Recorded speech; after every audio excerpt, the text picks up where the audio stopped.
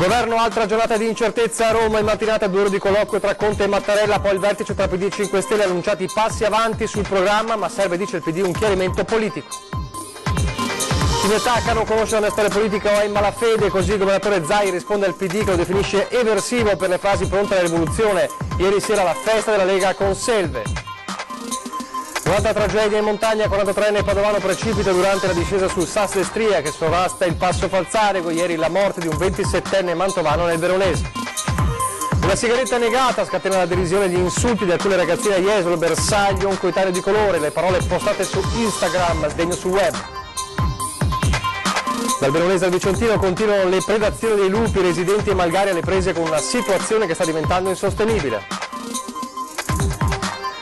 I comuni veneti dati alla mano collaborano poco nella lotta contro gli evasori, un'eccezione virtuosa è Asiago che detiene il record dei soldi recuperati per i propri cittadini. Domani alla Mostra del Cinema verrà presentata ufficialmente la Film Commission del Veneto, presieduta dal nostro direttore Luigi Bacialli, e verranno presentate anche iniziative e programma del Veneto Film Commission.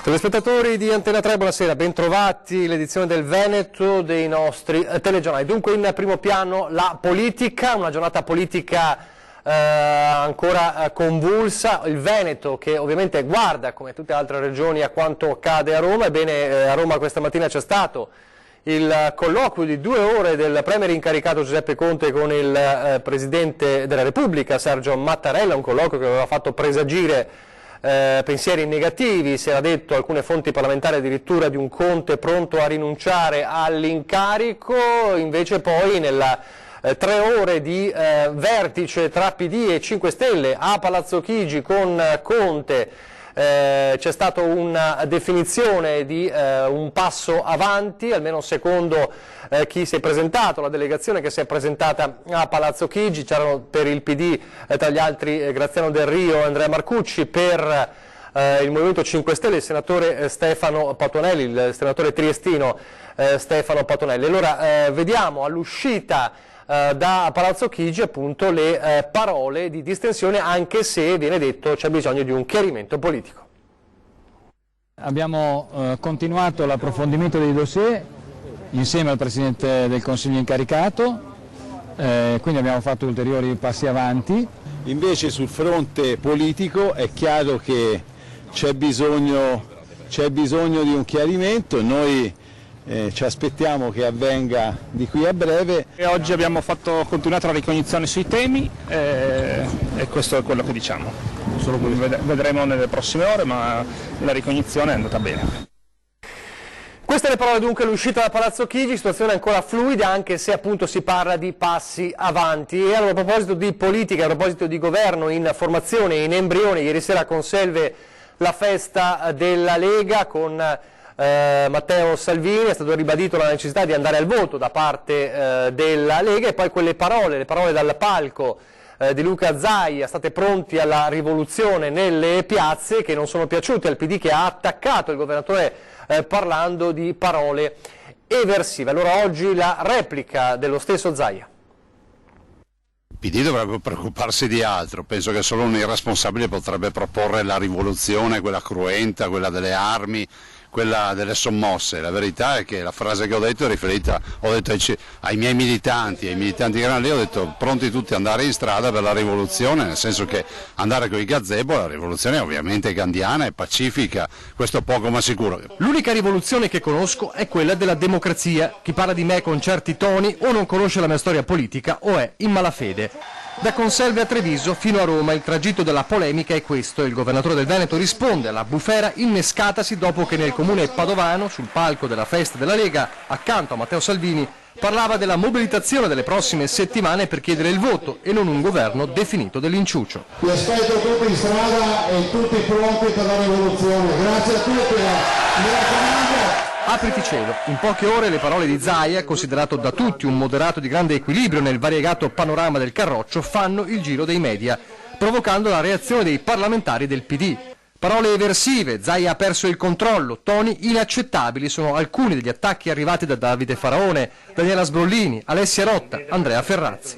Zaia ribadisce: solo uno sconsiderato può pensare che mi possa riferire alla iconografia e alla pratica della rivoluzione violenta e cruenta. Poi parla il PD, che comunque ci sta regalando, sta per regalarci questo scherzetto di un governo fatto con loro presenti, che hanno sempre perso le elezioni ultimamente, che non sono stati scelti dai cittadini, ci evitano di andare a elezioni. Questa è la vera rivoluzione che stanno facendo loro, ma soprattutto ricordo una cosa, che il PD, lo stesso PD che nel 2014 ha impugnato il referendum del Veneto, ci ha portato per 13 mesi in Corte Costituzionale, abbiamo dovuto attendere una sentenza e vincere una causa in Corte Costituzionale per permettere ai Veneti di andare a fare il referendum. Per noi governo significa autonomia, continua, e non credo certo che potremmo ottenere risposte da un esecutivo come quello che si propone in questi giorni.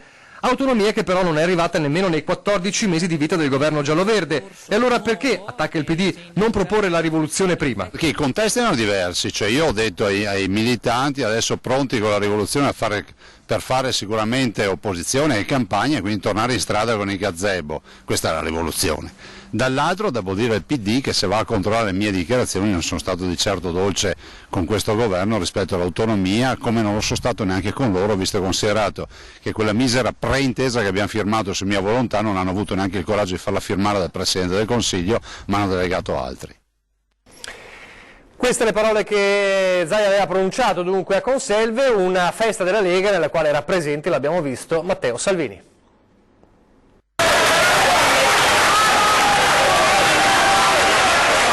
Testa bassa verso il voto che prima o poi arriverà. Nel bagno di folla per Matteo Salvini alla festa della Lega di Conselve non mancano i messaggi alle altre forze politiche e così anche Forza Italia e Silvio Berlusconi finiscono nel mirino del leader leghista. Oggi l'essere attaccato sia da Renzi che da Berlusconi mi convince che siamo l'unica vera, reale forza di cambiamento in questo paese, quindi andiamo avanti come treni. Poi se vogliono occupare le poltrone per qualche mese senza far nulla, ne renderanno conto agli italiani. Ecco allora delinearsi uno scenario possibile, avanti, senza allearsi con nessuno, tantomeno con Forza Italia. I rapporti tra Salvini e Berlusconi sono ai minimi storici e qui si aprono scenari nuovi anche per le alleanze locali, da sempre perno di molte amministrazioni in Veneto. Lo dico anche a quegli amici di Forza Italia che in questi giorni hanno detto non dobbiamo andare più avanti con la Lega, messaggio ai naviganti: noi non abbiamo bisogno di niente e di nessuno. Noi non abbiamo bisogno di niente e di nessuno. Se siamo usciti da un'alleanza perché non ci facevano fare le cose, non è che entriamo in un'altra per non fare le cose. L'ultima cosa che ci interessano sono i posti, le careghe. Voto dunque come unica soluzione possibile. È uno spettacolo squallido che va avanti da giorni e giorni e giorni. Sulle poltrone, le spartizioni dei ministeri, non sarebbe più serio andare a votare? Faccio a nome di milioni di italiani un appello al Presidente Mattarella: faccia votare gli italiani. Impossibile ottenere una reazione da Salvini sul fatto che una parte della base leghista non sia d'accordo sull'aver provocato la crisi di governo. Lei la vede la base della Lega? È questa. Quindi, chieda pure. Quanto all'autonomia, il ministro Stefani lancia un messaggio e un avvertimento a chi le succederà nell'incarico di trattare con le regioni le richieste cardine del suo ministero. Ricordati che quando il popolo si è espresso è un potere quasi costituente. Non dimenticare il referendum significa veramente commettere un colpo di Stato, è forse la più grave operazione non solo anti-istituzionale ma veramente antidemocratica.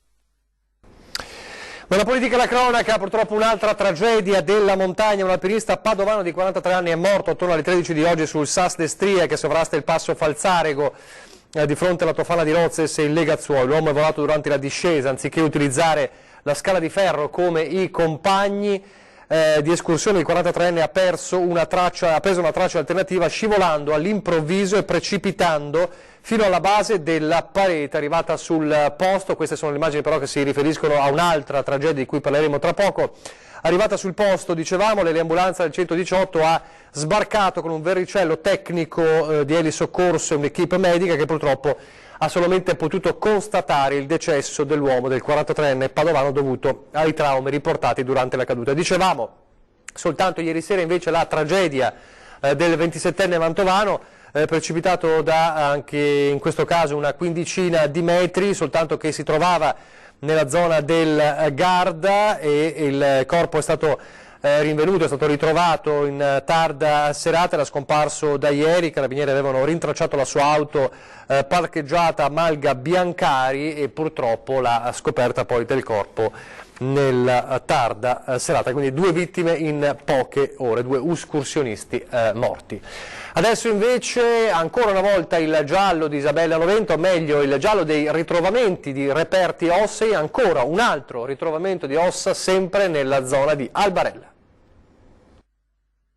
Quarto ritrovamento di ossa nella spiaggia di Albarella, sul litorale polesano. Una guardia giurata ha consegnato infatti ai carabinieri di Rosolina un frammento di forma irregolare di circa 9 x 7 cm, in avanzato stato di decomposizione, che era stato rinvenuto da alcuni bagnanti. È stato sequestrato e messo a disposizione della Procura di Rovigo. Anche i primi 3 reperti sono stati trovati nella spiaggia libera di Albarella: una porzione di mandibola che sembra umana, un frammento osseo che potrebbe essere una porzione di bacino e poi un nuovo frammento curvo di circa 17 cm. Ricordiamo che le ossa a disposizione della Procura di Rovigo a partire dal 6 settembre verranno analizzate dal medico legale, che prima stabilirà se si tratta di resti umani o animali, poi si occuperà di datarli e classificarli. In un secondo momento verrà estratto il DNA per verificare se corrisponde a quello di Isabella Noventa, scomparsa dal Bignasego, dove viveva, la notte tra il 15 e il 16 gennaio del 2016. Per questa vicenda sono in carcere, già condannate, 3 persone. Ieri abbiamo raccontato del tragico incidente sul lavoro di Pezzan di Strana, con la morte di un 48enne di paese, la terza vittima nella Marca, la 23esima in Veneto, e allora oggi si registra la rabbia dei sindacati. In particolare il segretario generale della CGIL di Treviso, Mauro Visentin, lancia l'allarme. Da tempo, dice, denunciamo che si mettano a disposizione degli ispettori del lavoro che la Regione aveva promesso più di un anno fa. Sentiamolo. Vorrei dire ai familiari e ai colleghi di lavoro di Bursato che siamo vicini. Ovviamente c'è un problema che deve essere risolto, un problema che attende da troppo tempo anche soluzioni sotto l'aspetto tecnico. Bisogna che ci sia un salto di qualità sotto l'aspetto della conoscenza, della competenza, per cui della formazione, ma soprattutto ci servono anche strumenti. Noi lo denunciamo da tempo, chiediamo alla politica, chiediamo alla Regione che mettano a disposizione gli ispettori che avevano promesso più di un anno fa, perché la sicurezza la si fa anche con il monitoraggio dei luoghi di lavoro. Queste dunque le parole d'appello di Visentin della CGIL. Adesso invece un video che ha fatto a lungo il giro del web, nonostante la sua autrice l'avesse poi rimosso allo scatenarsi delle polemiche. Purtroppo un altro episodio di intolleranza, di razzismo. Pezzi di merda! Negro, prendi il barcone e torna a Lampedusa. Negro. Non è rimasto a lungo su Instagram questo filmato girato col cellulare. La sua autrice lo ha già cancellato, ma nel frattempo qualcuno l'aveva salvato e rilanciato in rete, dove ha superato abbondantemente le 200.000 visualizzazioni, facendo scoppiare un piccolo caso. È notte, siamo all'uscita di una discoteca di Jesolo e le 3 giovanissime, pare tutte appartenenti alla Treviso Bene, si sarebbero appena viste rifiutare una sigaretta da un giovane di colore loro concittadino. La risposta è una sequela di insulti, tutti a sfondo razziale, interrotti da risate divertite e persino diverse bestemmie. Pezzi di merda! Negro, prendi il barcone! L'account della giovane è stato segnalato da altri utenti agli amministratori del social network come inappropriato e la famiglia del ragazzo oggetto degli insulti starebbe valutando la possibilità di adire le vie legali. ma a preoccupare e aprire un dibattito più ampio è che, come dimostra la cronaca recente, un episodio che magari in un altro periodo poteva passare per un'esecrabile ragazzata sia tutt'altro che isolato, che manifestazioni di intolleranza e discriminazione razziale sembrino moltiplicarsi anche tra i giovani, oltretutto nemmeno malcelate, ma come in questo caso filmandosi e diffondendo il video, come si trattasse di una cosa divertente, persino di cui farsi vanto. Segnali che forse meritano un approfondimento, se è vero che i giovani non solo rappresentano la società di domani, ma sono spesso anche lo specchio di ciò che gli arriva dal mondo degli adulti. Adesso un'altra manifestazione di protesta degli inquilini Ater, questa volta a Padova davanti al comune, ma le manifestazioni continuano. Lunedì tocca al presidio di Treviso e poi nelle prossime settimane un'altra manifestazione a Venezia.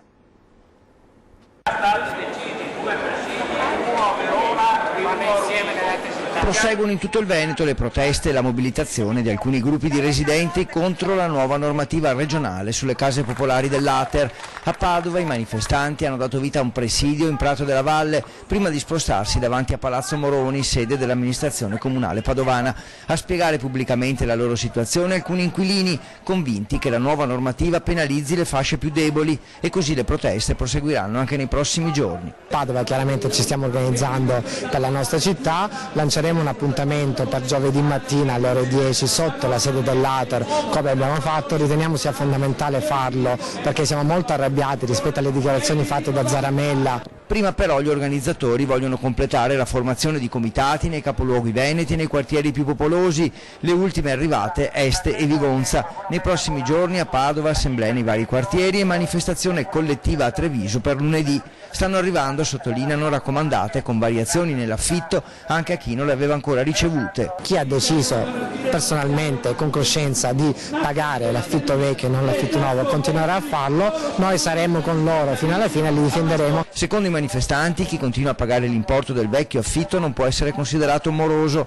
Molti gli inquilini che sostengono di non farcela a pagare i nuovi affitti, come questa residente di via Maroncelli a Padova. Ho mandato sto affitto di 385 euro che naturalmente non riesco a pagarlo perché con 1500 euro come faccio a pagare 385 euro?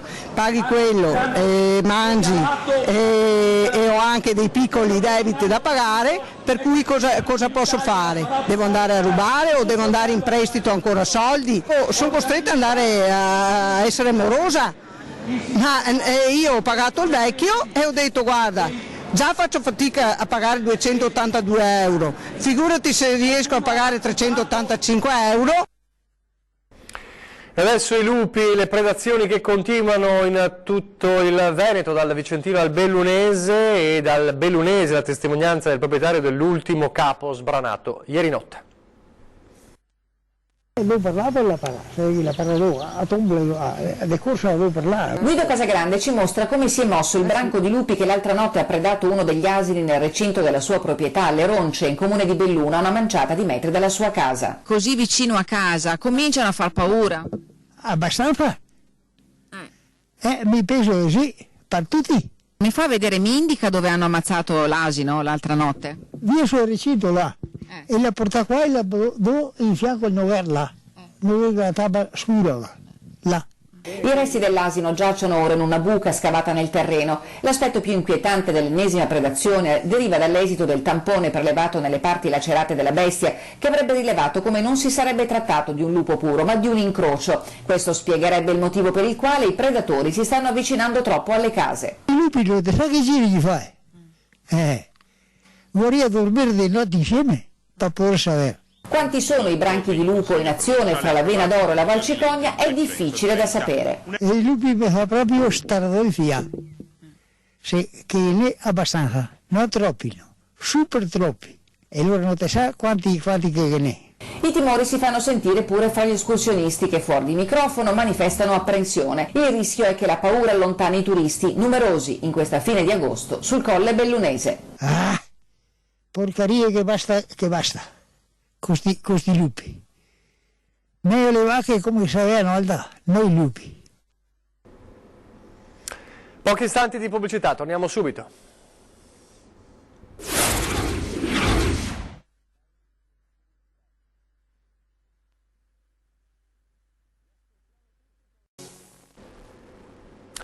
Eccoci in studio in diretta, il telegiornale del Veneto. I comuni veneti, dati alla mano, collaborano purtroppo poco nella lotta contro gli evasori fiscali, ma c'è un'unica eccezione virtuosa.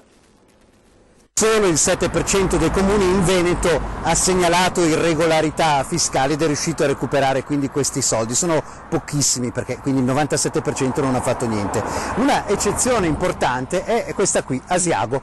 Asiago ha recuperato da solo metà di quanto hanno recuperato tutti gli altri comuni in tutto il Veneto, ma siamo venuti qui a capire se per caso il comune di Asiago è di fatto una sorta di esattore fiscale travestito oppure è successo qualcos'altro.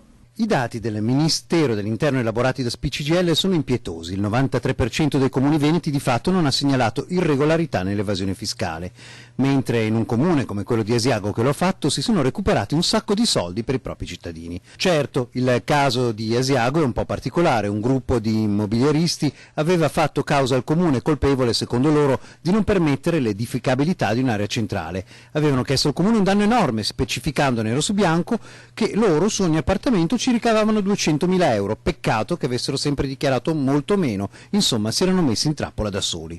Dalle denunce dei redditi, cioè dai bilanci di questi immobiliari, emergeva che il ricavo netto apparteneva circa ad una percentuale dell'1,7%. Mancava il 46%. Quindi mancava il 46%, quindi c'era una differenza talmente esorbitante tale da non giustificare una richiesta risarcitoria così elevata. Il comune di Asiago, segnalando e facendo il suo dovere, si è recuperato un sacco di soldi per le proprie casse, ben 690.000 euro che andranno in servizi ai cittadini, per gli studenti, per i residenti, per il sociale, una bella boccata di ossigeno. Il sindaco però, e qui si capisce perché molti comuni non si prodigano troppo per il recupero dell'evasione, spiega perché secondo lui le statistiche siano così striminzite sia in Veneto che nel resto d'Italia. Noi non vogliamo sostituirci alla polizia, cioè non vogliamo integrare quello che è lo stato di polizia, cioè il comune che va a denunciare casi presunti di evasione fiscale. Noi avevamo documentazione chiara, perizie depositate dinanzi all'autorità giudiziaria, e questo ci ha fatto muovere verso una determinata direzione. È chiaro che lo Stato di polizia non compete alle amministrazioni comunali, ma compete semmai alle forze dell'ordine, alla polizia tributaria, alla Guardia di Finanza. Quindi comprensibilmente i sindaci non vogliono vestire la divisa della Guardia di Finanza e neppure trasformarsi in gabellieri medievali. Eppure, come è positivamente capitato ad Asiago, non ci si può bendare gli occhi di fronte a situazioni palesemente sospette. Sempre di amministratori pubblici si tratta e non si può omettere di dimenticarsi dei soldi che poi alla fine restano dei cittadini. In questi casi, laddove ci siano dei dati eclatanti di evasione, è necessario che comunque ci sia una particolare attenzione da parte anche delle amministrazioni comunali, anche perché le risorse sottratte al fisco, cioè allo Stato, verrebbero poi introitate dai comuni, come è successo al nostro comune, che adesso dovrà affrontare una variazione di bilancio di 690.000 euro, restituendo queste somme ai cittadini. Alla Mostra del Cinema domani è il giorno di Veneto Film Commission per presentare programmi e iniziative. Verrà presentata domani alla Mostra Internazionale d'Arte Cinematografica di Venezia al Lido la neonata Film Commission del Veneto. Ecco alcune anticipazioni e un primo commento sul festival del nostro direttore Luigi Bacialli, anche in veste di presidente di questa neonata Film Commission del Veneto. Sta andando bene perché ho visto già dei film che a me sono piaciuti molto, a partire dalla Vérité con Catherine Deneuve e Juliette Binoche. Ad Astra mi è piaciuto un po' meno quello con Brad Pitt, mi è piaciuto molto Marriage Story con la Scarlett Johansson, e oggi ho visto J'accuse, il film di Polanski sul caso Dreyfus. Devo dire un film notevole che mi è piaciuto per la sobrietà storica, nel senso che è un film asettico, non è un film fazioso, non è un film politico. La Film Commission è pronta a entrare in azione. Ma la Film Commission è appena nata, adesso diventa operativa.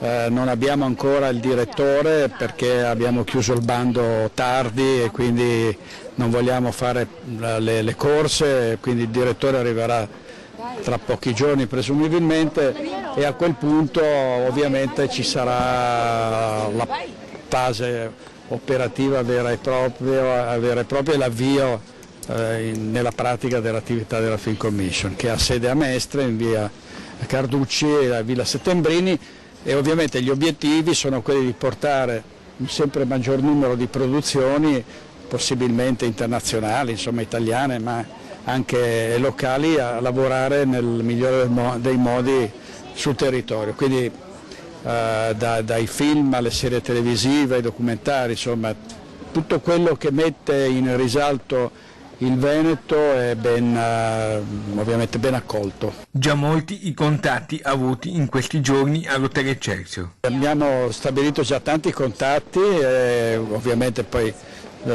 speriamo che siano forrieri di buone speranze, insomma, no? e di risultati. Quindi abbiamo incontrato sia produttori italiani che stranieri, anche ovviamente imprenditori del Veneto. La presentazione ufficiale della Film Commission è domenica, il 1° settembre alle 19, per cui lì poi daremo altri dettagli, ma insomma sta andando tutto molto bene. Il nostro direttore traccia un primo bilancio positivo di questo festival e del cinema in Laguna. La mostra, devo dire, mi pare di un buon livello, mi sembra che ci siano cose meno oniriche ed orientali del solito, si va un po' più sul pratico, molti film sono tratti da ottimi libri, ci sono 3 film italiani importanti e quindi mi sembra che sia all'altezza delle aspettative. Ma la situazione politica del nostro paese sta influenzando l'andamento del festival? Non credo, qualcuno dice ma adesso il presidente Baratta, che ha l'ultimo mandato, però probabilmente sarà rinnovato, allora qua si fanno congetture, interpretazioni politiche. Credo che la politica poi utilizzi tutta la politica, la mostra un po' come una passerella, un po' anche in vista di elezioni, che è già iniziata la campagna elettorale, per cui insomma anche le mostre del cinema servono, ma non mi pare che ci siano però troppi legami tra la politica e un evento importante come questo, tra l'altro con una conduzione del presidente Baratta e del direttore Barbera, che devo dire ogni anno sorprende per organizzazione, efficienza e qualità dei lavori presentati. È davvero tutto per questa edizione del Veneto, vi lascio alle previsioni del tempo, grazie per averci seguito, arrivederci.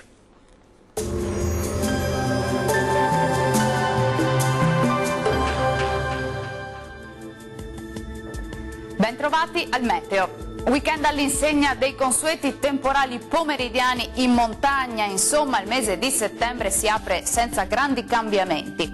Vediamo la situazione nel dettaglio. Sul Veneto ampio soleggiamento ovunque al mattino, di pomeriggio invece le zone dei rilievi saranno soggette alla formazione di rovesci e temporali, a tratti anche forti, in locale sconfinamento alle pianure. Temperature sostanzialmente stazionarie, minime tra 19 e 25 gradi, valori massimi tra i 29 e i 32 gradi circa. Ci spostiamo ora sul Friuli Venezia Giulia, dove avremo una giornata soleggiata pressoché ovunque, il cielo sarà al massimo poco nuvoloso, salvo per isolati piovaschi possibili solamente sui confini alpini. Temperature minime tra 21 e 24 gradi, massime oscillanti tra i 28 e i 33 gradi. Bel tempo sul Trentino Alto Adige, quantomeno al mattino, ma peggiorerà col passare delle ore con l'arrivo di qualche pioggia. Temperature minime tra 15 e 17 gradi, le massime invece si attesteranno intorno ai 29 gradi. Bene, dal meteo di Antenna 3 per ora è tutto, arrivederci al prossimo aggiornamento.